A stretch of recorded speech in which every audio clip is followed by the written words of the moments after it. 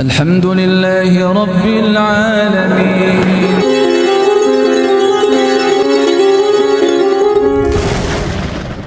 Ini merupakan satu ikhtiar agar Indonesia diturunkan pemimpin yang betul-betul amanah, mengikuti ketentuan-ketentuan Allah Subhanahu wa Ta'ala. Itu Pak prosedurnya. Kan kita dudukkan permasalahan, kenapa Indonesia ini dari presiden pertama sampai ke-8 Pak Pakun begini-begini saja.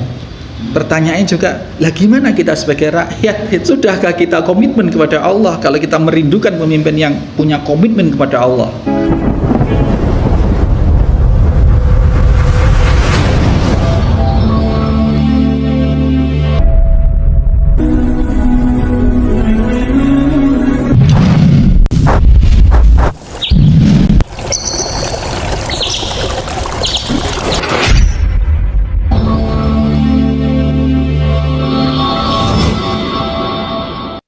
Bismillahirrahmanirrahim. Assalamualaikum warahmatullahi wabarakatuh. Innal hamdalillah nahmaduhu wa nasta'inuhu wa nastaghfiruh wa na'udzu billahi min shururi anfusina wa min sayyiati a'malina. May yahdihillahu fala mudhillalah wa may yudlil fala hadiyalah. Asyhadu an la ilaha illallah wahdahu la syarikalah. Asyhadu anna Muhammadan abduhu wa rasuluhu la nabiyya ba'dah. Wa ba'd. Ma'asyiral muslimin wal muslimat, bapak-bapak, ibu-ibu, akum uti, derek-derek ingkang rawuh dateng menika panggenan di Aula Yatim Center Al-Firas. Bahwasanya ulama harus hikmah, harus berpandangan jauh. Kalau dimintai saran jangan terbawa emosi, jangan terbawa hawa nafsu. Betul-betul harus bisa meredam, betul-betul harus bisa memberikan kesejukan gitu. Berikutnya sunnahnya bersabar. Di dalam sunnah itu maksudnya bukan kalau tidak dikerjakan tidak apa-apa Pak. Sunnah itu maksudnya tuntunan syariat kita, tuntunan risalah kita, bahwasanya bersabar dalam menerima ujian atas kepemimpinan yang zalim itu adalah merupakan suatu yang sangat ditekankan. Tidak boleh memberontak kepada pemimpin yang pemimpin itu nyata-nyata muslim dan dia masih sholat dan dia masih membolehkan rakyat itu untuk sholat, kecuali kalau dia sudah nyata-nyata tidak muslim dan menampakkan permusuhannya terhadap umat Islam, baru itu bisa diperangi ya, bisa diperangi. Tetapi senyampang dia masih muslim atau senyampang dia masih melakukan sezalim apapun gitu, sezalim apapun itu tidak boleh diberontak, tidak boleh diberontak, harus disikapi dengan sabar. Kalaupun harus memberikan saran nasihat, diberikan secara prosedural tadi, secara prosedural, dan didoakan supaya Allah membolak-balikkan hatinya. Karena apa? Ya tadi, karena pemimpin seberapapun dia kondisinya, ya karena dia mencerminkan dari kondisi rakyat pada umumnya. Woi, kowe kok gak iso to dadi pemimpin sing kaya Umar bin Khattab gitu loh, yang adil, yang begini, yang tegas terhadap koruptor, tegas.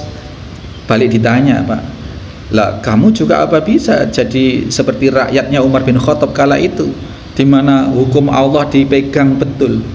Jadi kalau melihat pemimpin yang kurang tepat, terus menganalogikan ke itu loh, Rasul itu loh, kalau jadi pemimpin begini. Kemudian dibalik, apakah juga kamu sudah bisa menempatkan diri sebagai rakyatnya Rasul kala itu?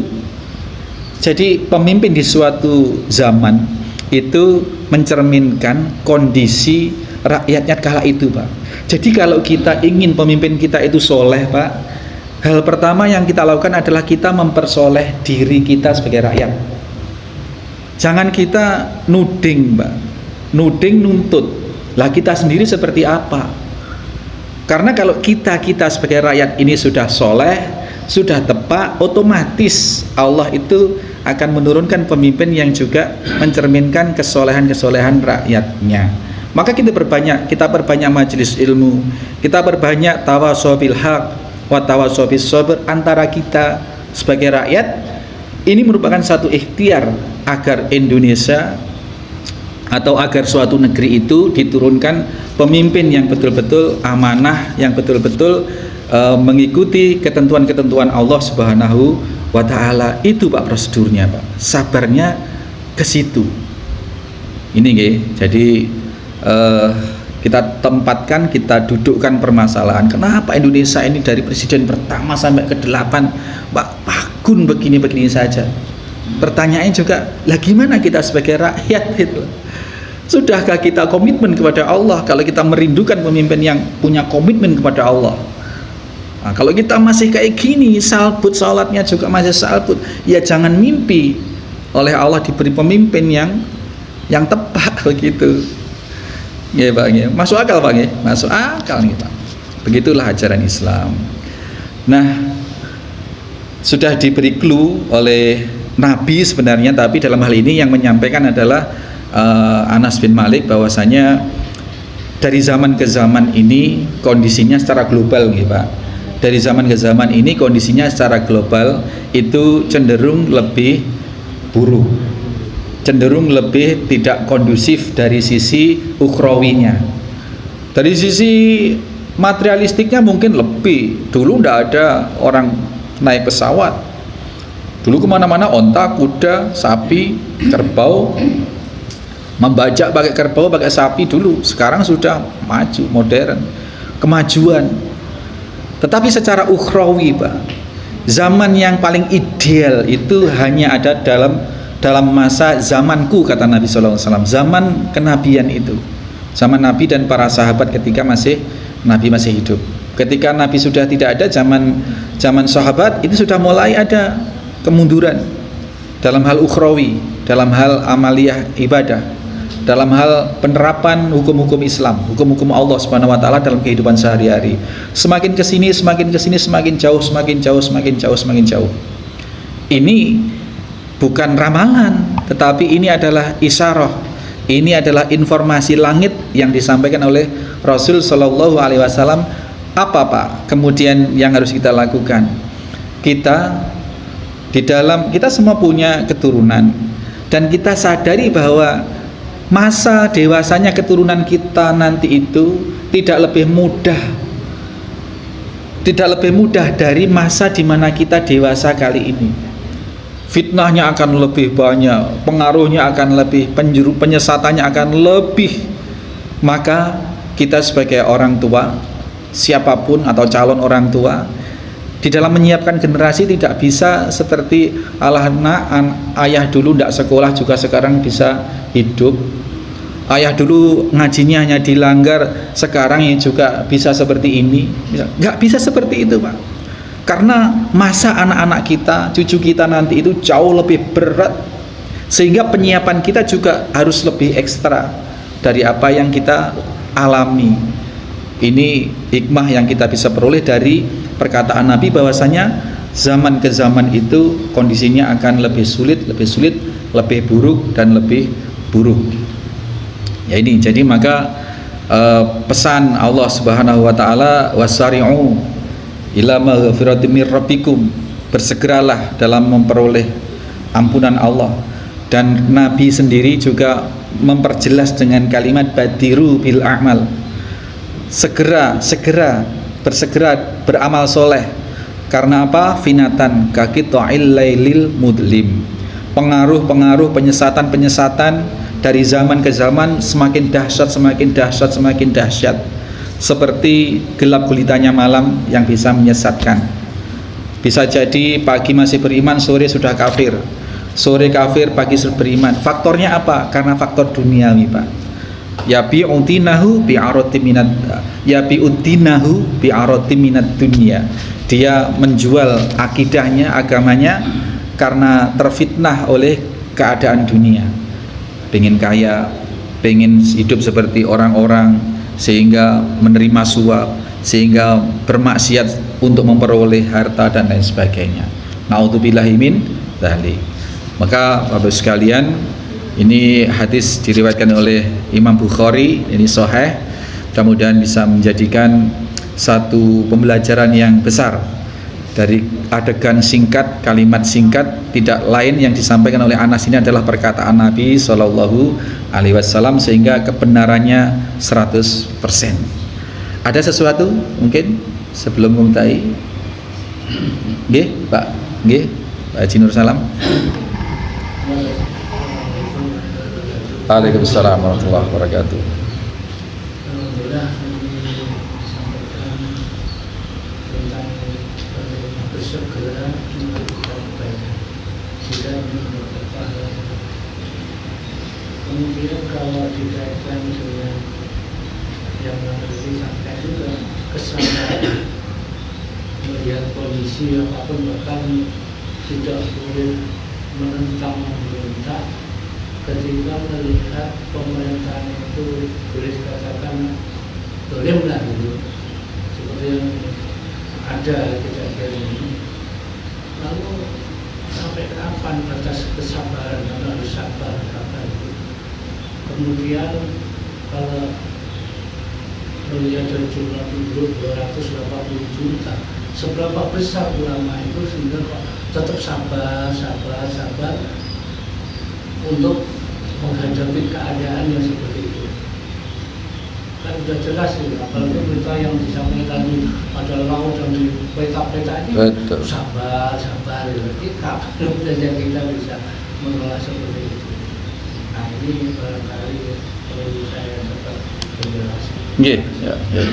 Jadi tadi sudah dijawab oleh Anas bin Malik, yang jawaban itu juga dari Nabi, hatta talqau rabbakum, sampai mati, sampai kita bertemu dengan Allah. Dan sabar itu bukan berarti hanya diam, Pak. Ini yang perlu kita luruskan. Ada laut di peta-peta, ada diuruk. Sabar itu tidak hanya oh ya sudah saya tanda tangani mau, tidak seperti itu. Sabar itu adalah prosedural. Kalaupun kita menolak, kalaupun kita melawan, itu dengan prosedural. Melawan kebijakan yang tidak prosedural, ya tidak tanda tangan. Terus juga tadi itu sebisa mungkin memberikan nasihat, sebisa mungkin melakukan suatu gerakan penolakan yang tidak menimbulkan keadaan yang lebih buruk. Ya, seperti mengumpulkan para ulama kayak di Banten itu, kemudian bersepakat untuk menolak, membuat dan menolaknya itu tidak kemudian teriak-teriak demo, kemudian tidak seperti itu. Jadi membuat semacam petisi begitu disampaikan ke pemerintah. Prosedural ini maksudnya sabar gitu.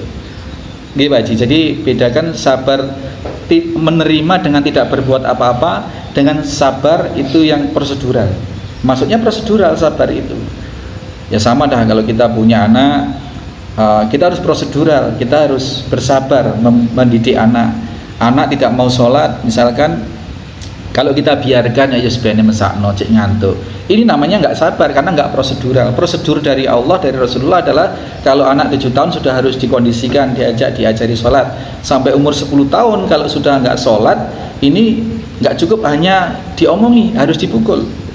Ketika orang tua tidak memukul, maka dia namanya tidak sabar.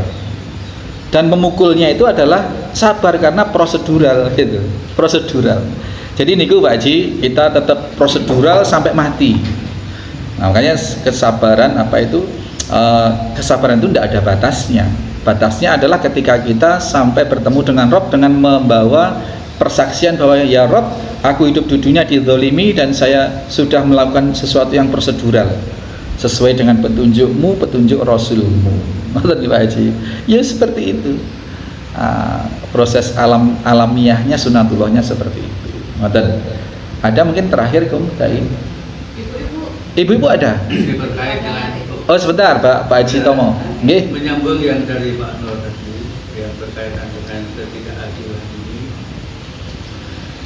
Pak Ustaz tadi juga sudah menyampaikan melalui prosedural gitu. Apalagi sekarang kalau tidak salah dibukanya lapor Mas Wapres. itu. Iya, Kita Pak. sudah nyampaikan prosedur itu secara baik dengan benar. Tapi kalau misalnya tidak ditanggapi, ya, sebab berdasar tidak hanya sekarang atau mulai pemerintahan yang lalu, ada berapa begitu itu, kadang-kadang laporan kita, keluhan kita yang berkaitan dengan jalannya pemerintahan itu tidak mendapat tanggapan. Itu tidak ada kun pak kun ya. Kun bagus. Tidak dihiraukan, tidak diapa-apakan. Berkaitan dengan kesabaran yang dengan yang tadi Ustaz sampaikan itu bagaimana ya? Iya, ya.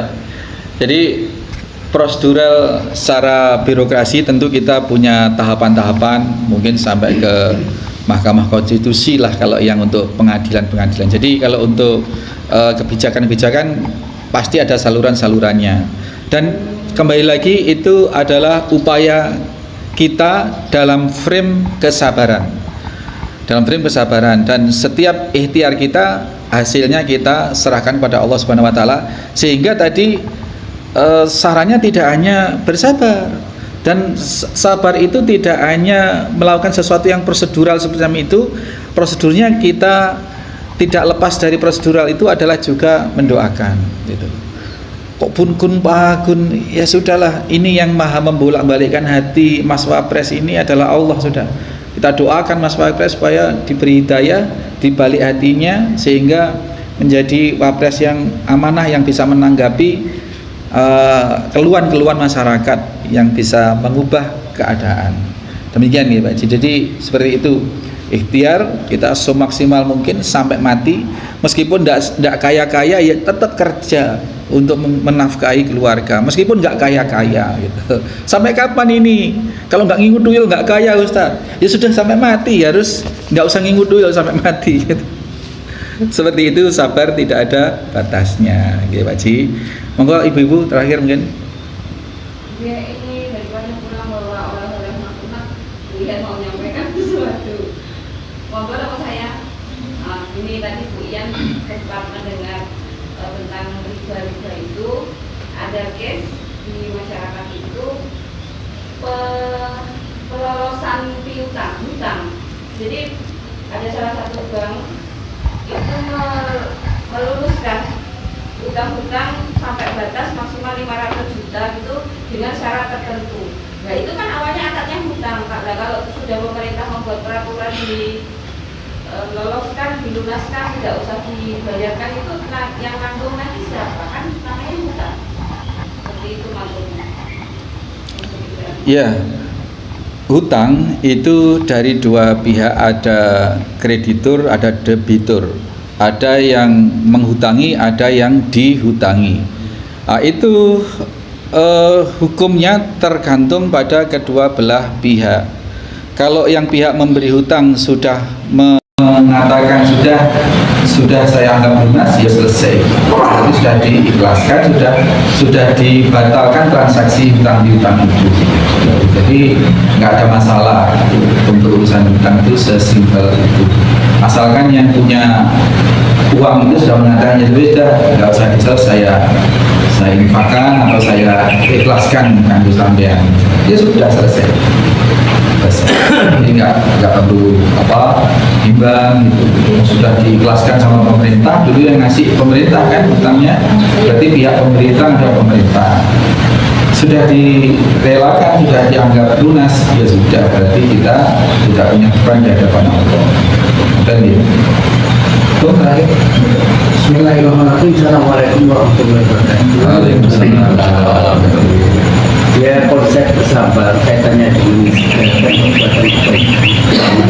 bersabar dengan prosedural dan sebagainya, kembali ke diri kita masing-masing dalam aplikasi kehidupan sehari-hari, baik status kita sebagai pribadi ataupun sebagai